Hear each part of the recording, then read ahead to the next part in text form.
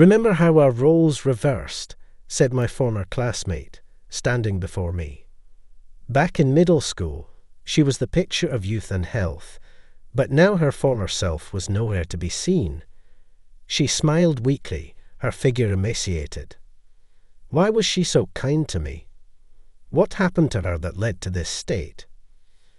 I invited her to a cafe to find out what had happened to her since we graduated from middle school. What she shared was a past so heartrending that even as a listener, I found myself on the verge of tears. "My name is Jason, just a regular male student. I wish I could say that, but it's not that simple. My family is just my mom. We're a single-parent household. My dad didn't die. He left us for another woman. I barely remember his face, so it must have been a long time ago. Before I knew it, life without a dad became the norm. Since he left, my mom has been raising me on her own. She never complained and loved me more than anything, working every day. I wanted to repay her effort, so no matter how tough it got, I tried not to be a burden. But the harsh reality is that effort isn't always enough. If only it was just my dad who disappeared, but he took all our savings and bank bucks with him, probably to divert as much attention as possible to himself, likely for his mistress. Because of his selfish actions, we were really strapped for cash. Not just tight on money like other families, we lived in a dirt cheap apartment, usually having just one meal a day. It's not that we had nothing to eat, but we couldn't always have 3 full meals. This was when I was in middle school. My school didn't provide school meals. Lunch was always packed. But my mom worked from dawn till dusk and was too exhausted to even take a bath before falling asleep. There was no way she had time to make my lunch. Sure, she might have if I asked, but I couldn't bring myself to ask that of her. Working hard for my sake, but going without lunch during my growing years was hell. So I tried making lunch myself when she wasn't around. Minutes later, what sat in my lunchbox was as black as the darkest night. I thought it might suck me in if I touched it. Turns out I had 0 talent for cooking. My mom wasn't particularly fond of cooking, but could make decent meals. So I guess the one to blame is still my dad. I always brought a slice of bread with strawberry jam on it. Everyone else spread out lunches made by their parents or grandparents, chatting and enjoying their break. But I didn't belong there. Not because I was ostracized, but because their lunches were too dazzling. What everyone else had in their hands seemed unattainable for me. Watching them with envy, I felt incredibly small nibbling on bread. I couldn't stay in the classroom thinking, so I declined my friends' invitations and sought a place where I could be alone. My only companion was my bread. I had 2 options, the rooftop or behind the gym. Unfortunately, the rooftop was locked, so that was out of the question. It seems like hanging out on the rooftop during lunch is only a thing in TV drama series, so I decided to eat behind the gym. I could faintly hear the voices of students enjoying their break on the nearby playground, but no one ever came behind the gym. There I could savor my solitude, unseen by anyone. Until that day, I was late for lunch because of committee work. But my lunch was just a slice of bread, so it didn't take long to eat. I hurried to my usual spot behind the gym. There was someone already there. It was the first time I saw someone else here during lunch break, and it was a familiar female student. Her name was Sarah, a girl from my class. She was the daughter of the president of the Kensington Group. In other words, super rich, but she wasn't snobby or arrogant. She was just a normal, kind girl to everyone. We got close, just exchanged greetings. There was Sarah, squatting in front of a drain behind the gym, doing something. What is she doing here? I wondered, and moved to where I could see her hands. She was holding a lunchbox. She had it tilted open. It looked like it would fall, and just as I thought that, it happened. "What a waste," I blurted out without thinking. Sarah flinched at my voice. She turned quickly and hid her lunch behind her. She must have been surprised, probably didn't realize I was watching from behind. As she stumbled over her words, I immediately approached her. "I'm terribly sorry for startling you, but are you not going to eat that lunch?" She was the daughter of a company president, so I spoke to her in the most dignified language I knew. How I hoped, if you're not going to eat it. May I have it, please? I was famished from having gym class right before lunch. My stomach felt like it was stuck to my back. A slice of bread was too harsh for a growing middle school boy. Her lunch looked lavish, even from a distance, and the quantity seemed too much for a girl's lunch. If she was going to throw it away, I'd be grateful for even a half bite. Sarah was momentarily stunned by my eagerness. "Sure, you can have it." Maybe it was because of my refined language, but she agreed. "Really? May I truly have it?" I couldn't believe my ears and asked again. "Yeah, really," she said, and handed it to me. That's when I lost consciousness. When I came to, the lunchbox was empty, and the aroma of a tangy sauce lingered in my mouth. After finishing the meal, I thanked her. "You don't need to thank me. I didn't make it," Sarah said. "Did you forget your lunch today?" She peered into my face. No. Actually, I have bread, but that's all I have." Saying that, I took out clumsily sliced bread, just bread with strawberry jam. That's all. Her eyes widened with surprise as she asked, "That's not much for a boy, right? Are you on a diet?" Would someone on a diet devour someone else's lunch like a beast? I had never told anyone before, but I explained how my father disappeared and how my mother, working tirelessly, didn't have time to make lunch. Sarah listened silently until the end, then she spoke. "But, Chasen, you're amazing, making your lunch yourself. It even looks tasty," she complimented me.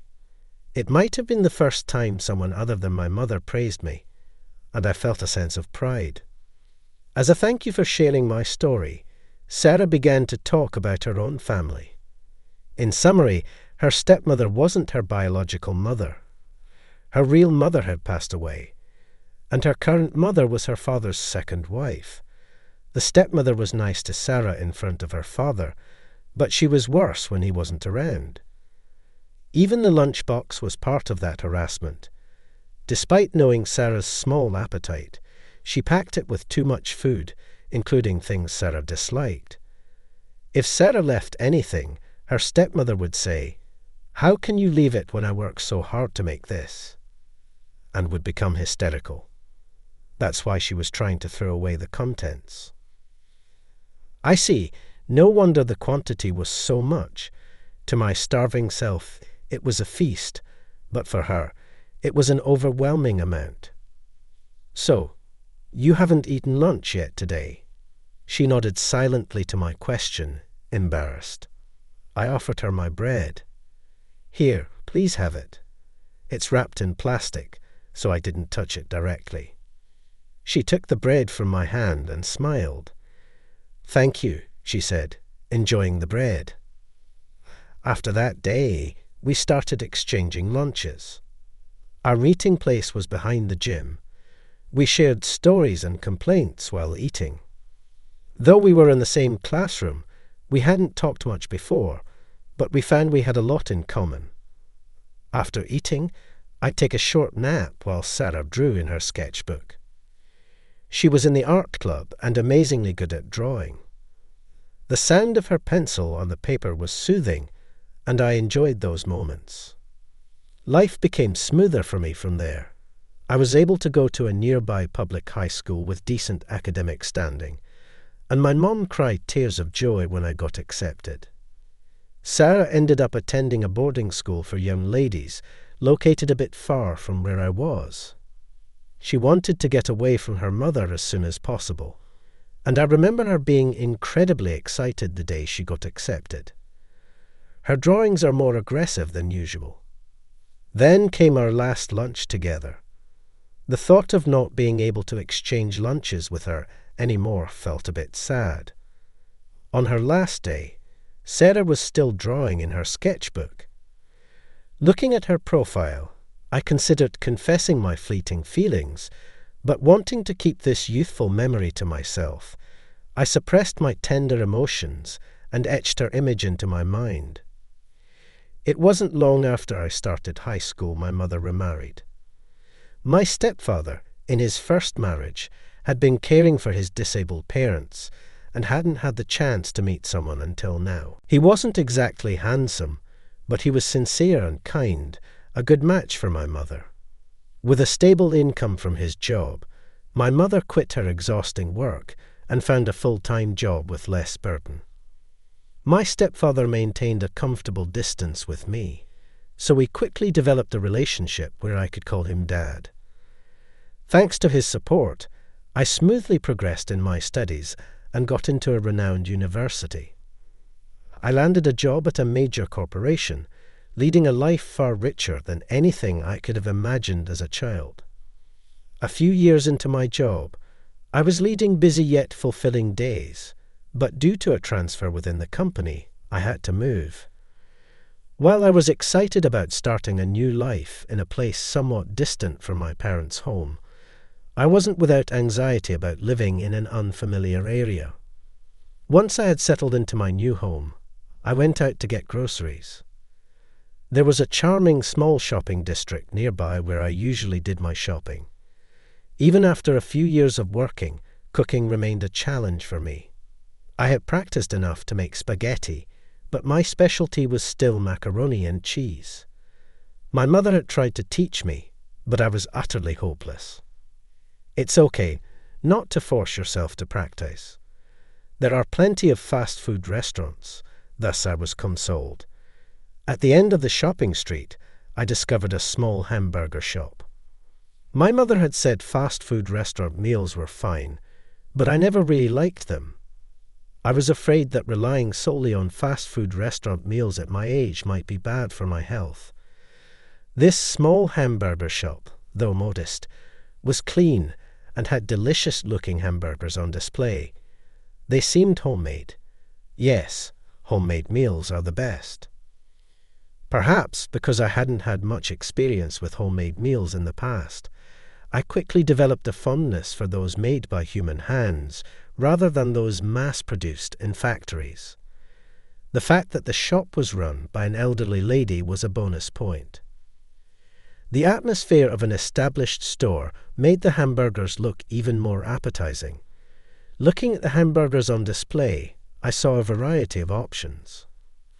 There were ham hamburgers, meat and vegetable hamburgers, bacon hamburgers, and more. All looked delicious and were priced affordably. Even a student could afford to buy two. I picked up a hamburger. That's when I felt a sense of déjà vu. Not with the hamburgers, but with a picture on the wrapping paper. A subtle landscape painted casually on the wrapper. The wrapping paper was casually adorned with a delicate landscape painting. It was beautiful. It felt familiar, as if I had seen it somewhere before, but perhaps I was mistaken. I took the daily special hamburgers to the register. "Did you make these?" In response to my question, the elderly lady replied, No. I can't stand for long because of my bad legs, so I just mind the shop. But these are made by a beautiful lady, so they are really delicious." With a smile, she packed the hamburgers into a bag for me. Back home, the lunch tasted somehow nostalgic, like something I had eaten before. Since then, I became a regular at that small hamburger shop in the shopping district. Sometimes there was someone other than the elderly lady at the counter, apparently her husband. I wondered, why has my wife dressed up lately? "It's because of you, young man. he'd say with a hearty laugh while selling the hamburgers. Besides these two, I never saw anyone else at the hamburger shop. I wondered where the beautiful lady the elderly lady mentioned was. One day, as usual, I went to the hamburger shop, only to find a blind man shouting in front of the shop, "Refund my money. The lunch was terrible." The man was shouting furiously. The person apologizing to the man was neither the usual elderly lady nor her husband. It was a slender woman I had never seen before. Behind her, the husband was saying, "Bad? Maybe you have something wrong with your taste buds, not our lunch." He was arguing back just as fiercely. "Quiet down, will you?" The elderly lady scolded her husband. Indeed, it seemed like the husband's competitive nature was escalating the situation. I pulled out my cell phone and began speaking loudly. "Yes, that's right." At the exit of the shopping district, "There's a man causing a big scene here." That's what I said, of course. I wasn't really connected to anyone hearing my voice. The blind man quickly left the front of the hamburger shop. "Thank you, dear." This foolish husband of mine just had to say something, causing trouble for poor Sarah. The elderly lady nudged her husband. "It's the fault of that young punk for criticizing Sarah's cooking," he grumbled, heading back inside. I was honestly stunned. The fact that both of them referred to this slim woman as Sarah shook me. Sarah, that was the name of a girl from high school I was close to. The woman who had just been shouted at turned to me, surprised, and then said with a hint of sadness, "Jason, is that you?" She asked hesitantly, almost as if praying. Her expression seemed to convey a wish that I wasn't who she thought I was. "Yeah," I could only nod in response. "Do you remember me? I'm sorry for looking like this. It's like our roles have reversed," she smiled weakly. Seeing her smile, the image of Sarah from our school days overlapped. Though much thinner now, her face still bore traces of the old Sarah. "I remember you, but why are you here?" "This is quite far from our hometown," Sarah said. "It would be a long story. Today's been a lot, so I'm closing the shop early. You can go home now, Sarah," the elderly lady, having watched us, told her while waving her hand. She handed me a few hamburgers. They were oddly cold. After that, Sarah and I sat down at a nearby cafe to talk. What she shared was heartbreakingly unbelievable. Right after she started high school, her stepmother and father had a son. With the birth of a son, the presidency of the Kensington Group naturally shifted to Sarah's younger brother. As a result, Sarah's position in the Kensington family became considerably diminished, with some even deeming her as no longer useful. I was furious, but the story continued. After graduating high school, Sarah was forced into arranged marriages to strengthen the family's business. Her chosen spouse was a man 10 years her senior, the son of a business associate. Although he wasn't her type, she married him, thinking it was for the family's sake. However, her husband neglected her, spending every night out with his mistress. "Don't think our son is at fault for partying. You're the problem for failing to keep his heart." Sarah lived in a daily cycle of such demeaning comments. Finally, Sarah's husband, after having a child with his mistress, forced Sarah out of their home. Trying to return to her parents' home, Sarah found they wouldn't accept her back. Betrayed by her husband and abandoned by her family, she was left utterly depleted, both physically and emotionally.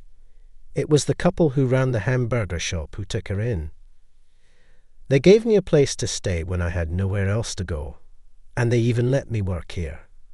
"They are really kind people," Sarah said, tears streaming down her face. Back then, she was an enviable, sparkling figure admired by everyone. Sarah was loved by all, treating everyone equally regardless of gender. I was appalled to learn that such a person had her educational opportunities taken away due to outdated values and had her life crushed by her husband and family. I'm really left with nothing. I feel completely empty, she said. I wanted to do something for her. After all, I still hadn't repaid the kindness I received from Sarah behind the gymnasium. Hey, Sarah, I've got something I want to discuss with you. I had a proposal for her. The major company I joined was a design firm founded by my stepfather.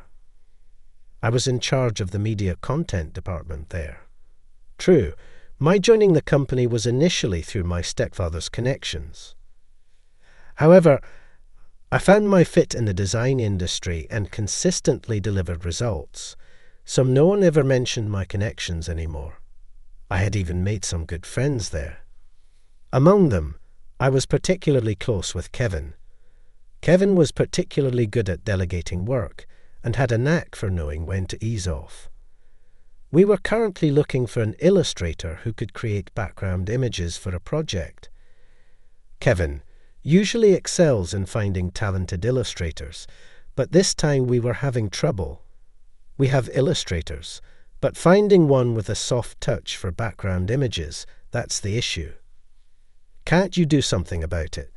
I asked Kevin. Not just for any background artist, but for a creator with a gentle, warm touch. No compromises. After a serious sigh, he responded.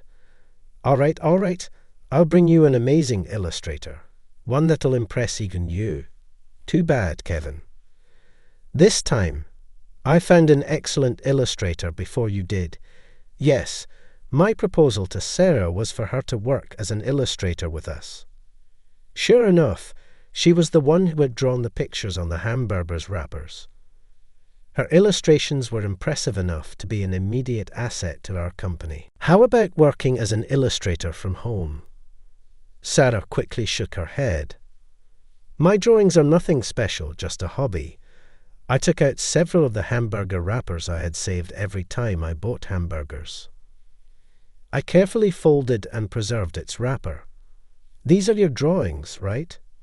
I don't think the elderly couple could have drawn these. It's a waste to have such talent and not use it. The prints are just homemade, right?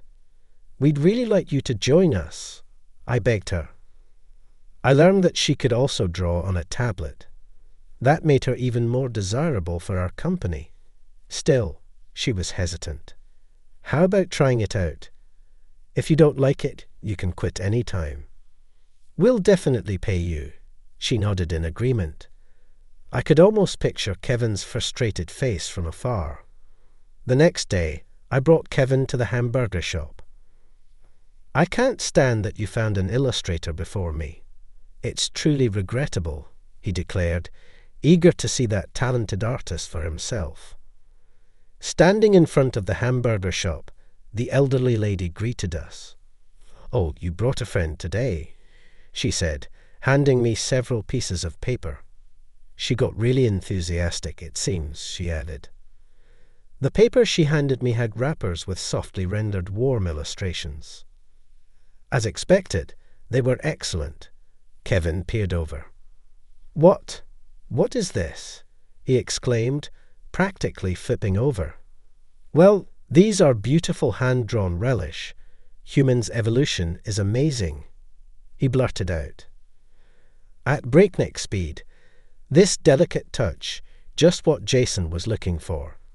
And there he goes, tripping over his words, leaving a flustered Kevin behind. I looked toward the back of the shop and saw Sarah peeking out, trying to hide. I begged her. I was eager to make a formal request right away. Sarah rushed out from the back. I'll take the job. Just please stop begging me like that, she said playfully, punching me. I was relieved that Sarah's involvement meant the project might succeed and that our connection wouldn't fade away. About a year into Sarah's contract, she quickly became a popular creator. How did you find her?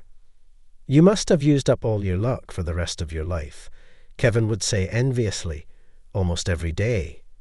But now I even found his jealousy comforting. I was proud of having discovered Sarah's talent as a creator. While continuing her part-time job at the hamburger shop, she was actively improving her skills and even planning her own exhibition. Apparently, Sarah's ex-husband started trying to get in touch with her, despite her smoothly sailing life. Ironically, it turned out the child he had with his mistress wasn't his. Serves him right after mistreating Sarah and driving her away. He was reportedly cut off from transactions with the Kensington Group. This was due to Sarah's father being furious over the excessively cold treatment she received. Consequently, he lost credibility in his industry, and his business rapidly deteriorated. The ex-husband, now thinking that reconciling with Sarah might mend ties with the Kensington family, had recently been stalking her. When Sarah consulted me about her ex, I switched to remote work. Additionally, I started working from a corner of the hamburger shop. As expected, her ex-husband showed up there. During a meeting, I heard arguing downstairs. "Come back. I'll give you a better life than this lousy hamburger shop." That must be the ex-husband's vile voice. "Stop it. Let go." Sarah's voice reached the second floor.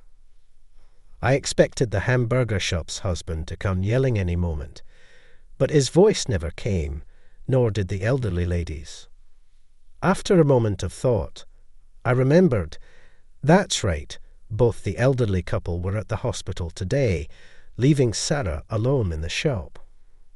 I hurried downstairs.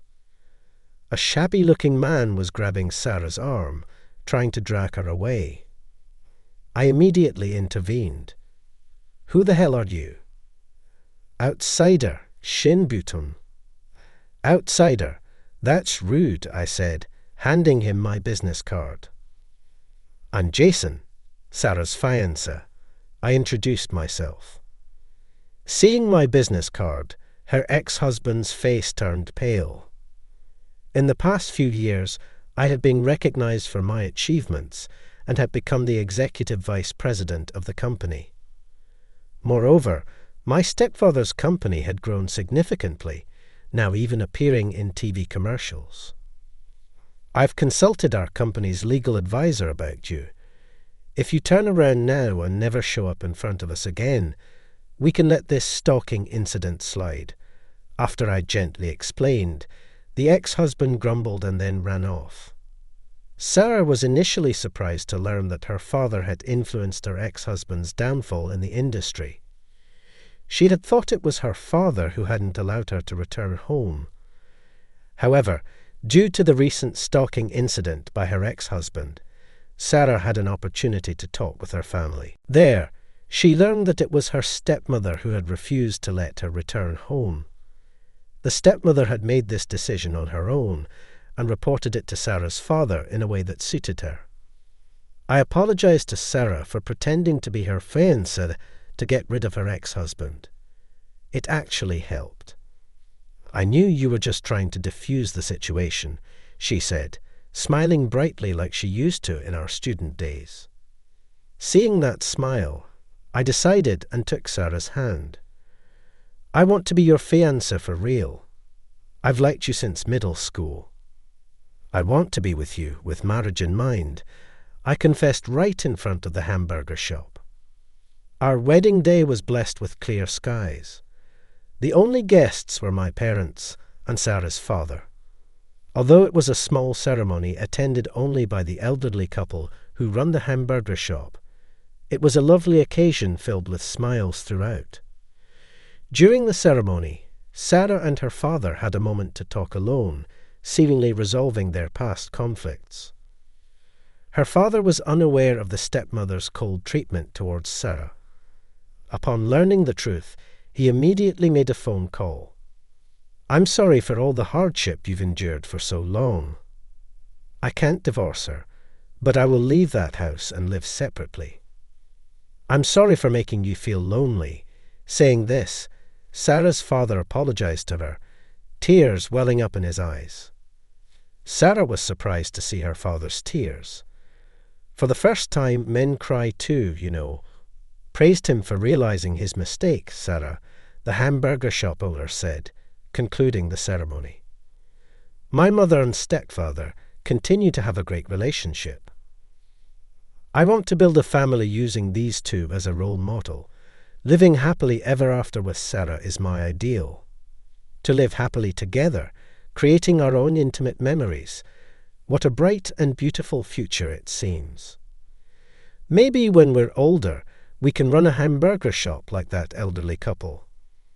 I'll have Sarah draw pictures on the wrappers.